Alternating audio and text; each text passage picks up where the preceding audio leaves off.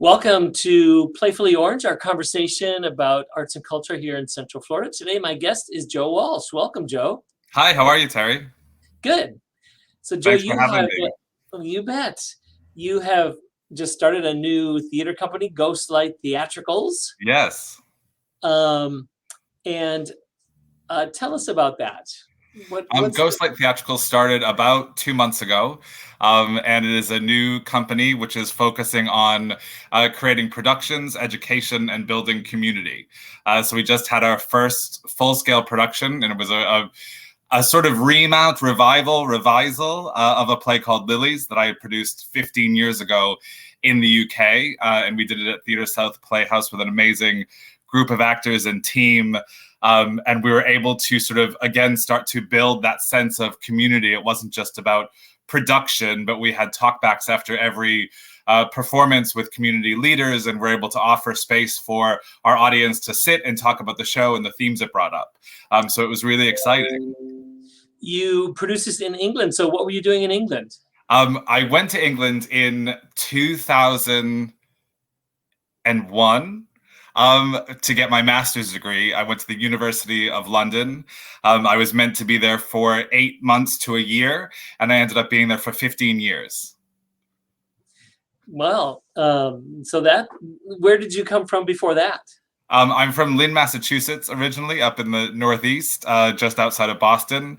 And I went to Emerson College in Boston, so stayed quite local until I flew off to the UK for an extended period, which was very unexpected, but really fantastic.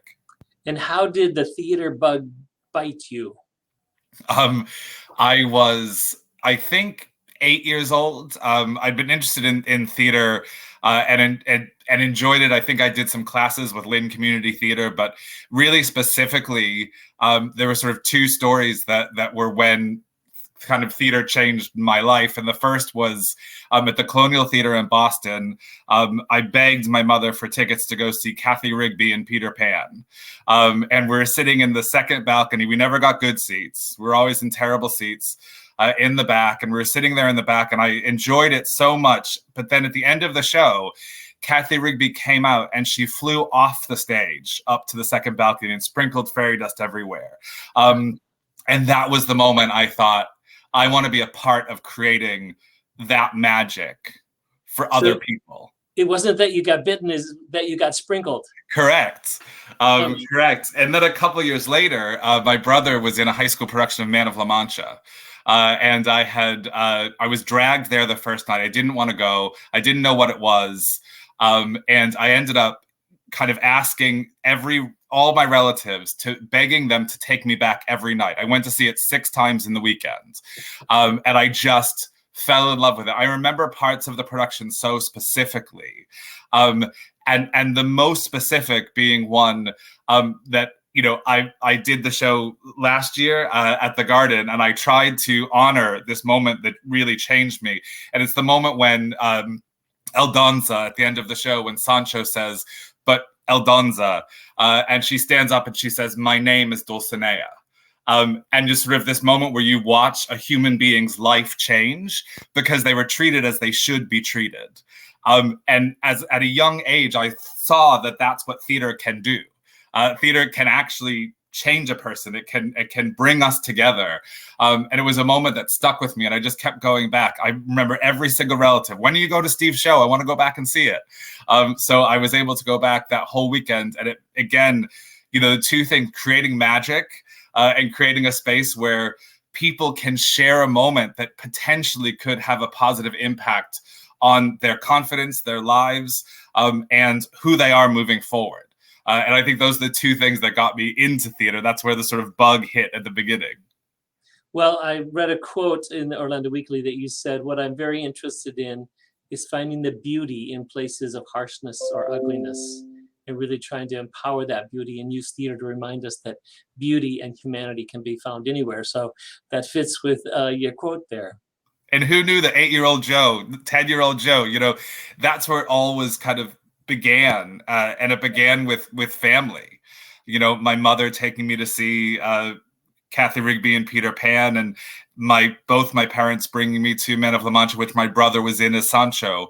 And so I think there's also that sense of family, right? We're lucky enough in the theatrical community that when you're working on a project, when you're working on a production that truly feels special, you have an opportunity to create the family you choose.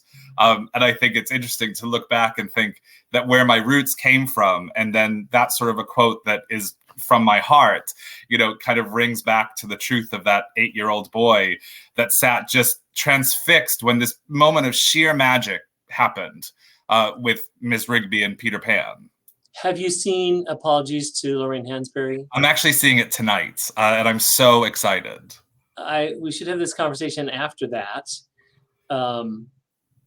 Because family and familialness and tribalism are confronted, challenged. I know my wife and I spent several days talking about issues that are raised. So I've heard incredible things, and I was just actually on the phone with Roberta before I came on to chat with you, and I'm really excited. There's a group of us going tonight, so I can't wait to see it and to bask in it. I've heard such incredible things about it and the conversations and thoughts that it brings up. So I'm really excited to experience it tonight. Well, it's interesting because I don't know if it finds beauty in the places of harshness or ugliness, but perhaps it reveals some of the harshness and ugliness that we pretend doesn't exist. Well, I think that's important in theater as well. I haven't seen it yet, but it's important to put a mirror up to that reality and make people think and make people sit in their discomfort. Theater doesn't always have to be comfortable. Sometimes to make people think and bring on conversations, you have to allow a space for people to sit in their discomfort and then offer a place to talk about it afterwards so that we can get better together. And you'll have fun, you'll laugh, and you'll have joy as well. So, well, what's next for you? I'm not quite sure. Lily's closed, and then I was just up in New York. I was directing a new piece called "Down with the Most Beautiful of the Flock," which was an almost verbatim, but a play based on reality about gay conversion therapy. And so it was a new play for New York Theater Festival, and I was there for 2 weeks developing that. And I think there's going to be another production of it in June.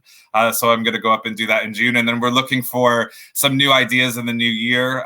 We're building an educational series, which is going to be about, we do these acting through song classes, which is something that I actually created with Elaine Catagnola when I first arrived in Florida. That is continuing, and we're using different music directors for each class to help give a different experience for the people who are coming and working with us. I'm also working with Brandon Martin. We're going to be building a songwriting musical theater workshop class in the new year. And with another local Ashley Marie Lewis, another local actor, we've been talking about building a class using music therapy as a tool for acting through song. So kind of building all of those things into an education program based out of Ghost Light. And then, of course, we're looking to what our next production might be. But I think that's a little bit, that probably won't all sort of hit until the new year. Do you prefer working with developing a new script as opposed to working with an established one?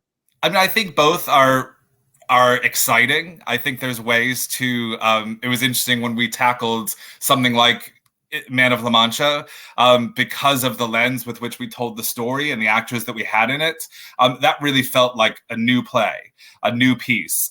There was so much new to discover, so many conversations to be had.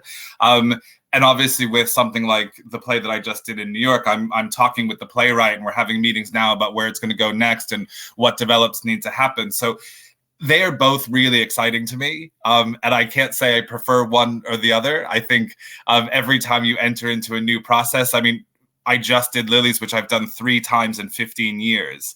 And walking into the first rehearsal, I was just as scared, just as nervous, just as unsure as I was the first time I entered the play, because I think a piece uncovers itself when you are directing it, when you're working on it, when you have a group of actors, and the actors, until you get into the room with that group of humans, you don't know what it's going to become. So it's so interesting to watch it unfold. I often describe it as sculpting. It reveals itself and you sculpt the piece around it. One last short question. What is your favorite thing about the arts and cultural scene here in Central Florida? Community. I came here just over 3 years ago. And it's interesting that I decided to stay because, I was so moved by how I was embraced by this community. And I've fallen in love with it. I think the community is so strong, so talented, so diverse in its offering. And there's so many incredible local theater companies doing great work that I think it's such a rich community. And one of my favorite things to do is to, travel around town and see everything that's out there. I see you at so many shows, Terry, right? Just traveling around and getting to know each of the different artists. From front stage to backstage, directors, writers, actors, music directors, stage managers. One of the greatest joys I've had in the past 3 years is going around and supporting arts and culture, seeing the work, and having the opportunity to be able to then celebrate people, see something that I love, see something that was successful, and reach out to somebody and say, that was incredible. I loved it.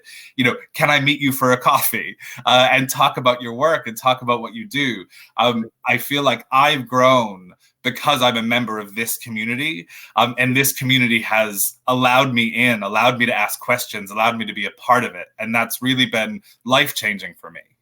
Well, we are delighted that you are part of our community here, that you have brought your experience, your passion, your fearlessness in exploring beauty in places of harshness. And we're just glad you're here. Thanks for joining me today. Thanks, Terry. Thanks for having me. And thank you all for watching this issue of Playfully Orange.